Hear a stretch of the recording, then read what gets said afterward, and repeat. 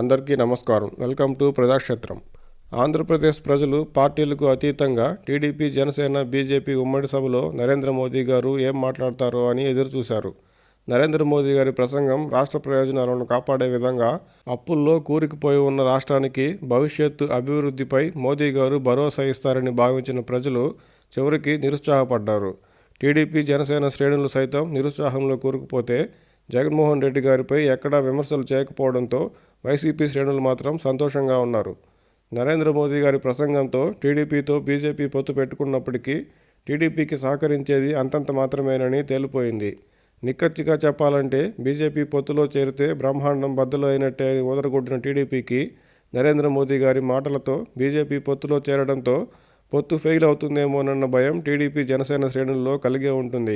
జగన్మోహన్ రెడ్డి గారిని నేరుగా పల్లెత్తు మాట అనని నరేంద్ర మోదీ గారి ప్రసంగంతో ఈ మాత్రం దానికి బీజేపీతో పొత్తు ఎందుకు పెట్టుకున్నట్టు అనే చర్చ టీడీపీ, జనసేన క్యాడర్లో నడుస్తుంది.